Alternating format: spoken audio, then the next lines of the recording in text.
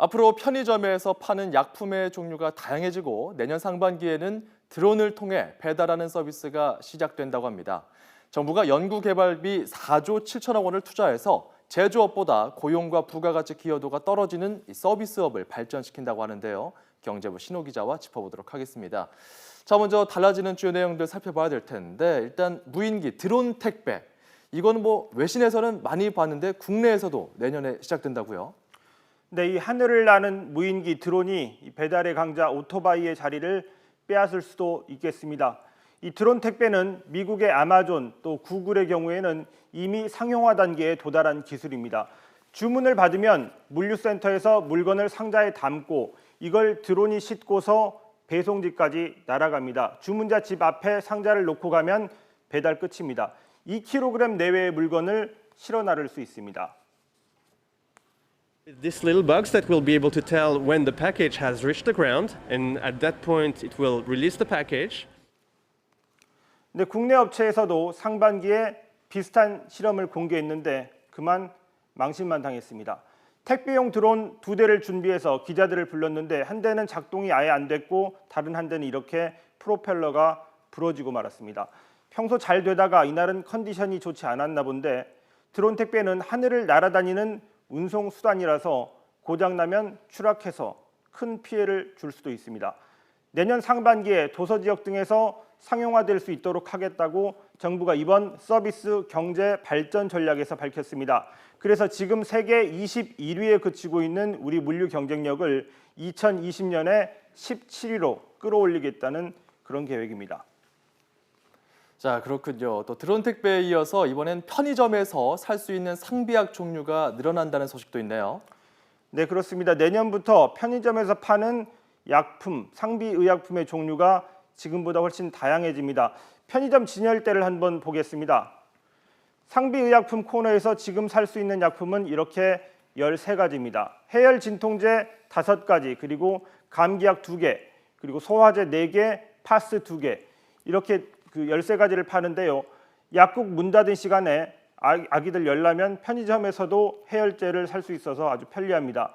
여기에 지사제와 제산제 그리고 진정제도 추가해야 한다는 요구가 많습니다. 정부가 연구 용역을 진행해서 오는 12월에 약품 품목수를 늘릴 방침입니다. 또 원격 의료도 확대되는데요. 대도시에서 먼 곳에 사는 분들은 피검사 한번 하려고 해도 배 타고 그리고 버스 타고 기차 타고 이렇게 멀리 대형 병원까지 가야 합니다. 검사의 하루 또 진료받는 날도 꼬박 하루를 허비해야 하는데 그런 불편을 줄여주는 게 원격 의료입니다. 예를 들면 멀리 섬에 사시는 분들이 섬 안에 있는 작은 의료기관에서 검사를 받아도 서울에 있는 대형 병원에서 진단받는 게 가능해집니다. 원격 의료 시범 사업 대상은 2배 가까이 늘어서 278개 기관 그리고 환자 1,200명으로 늘어날 전망입니다. 섬, 벽지 등 의료 사각지대 중심의 의사, 환자 간의 원격 의료를 허용해서 의료 서비스 접근성을 제고하도록 하겠습니다. 네, 그렇군요. 그리고 요즘 IT 업계에서 가장 주목받고 있는 기술 중에 하나가 바로 가상현실입니다. 줄여서 VR 기술이라고 하는데 이걸 서비스업에 활용하는 방안도 추진된다고요? 네, 이 가상현실 VR 기술이 요즘 활용 범위를 계속 넓히고 있는데요. 올해 1월 미국 라스베이거스 CES 전시장을 가보겠습니다.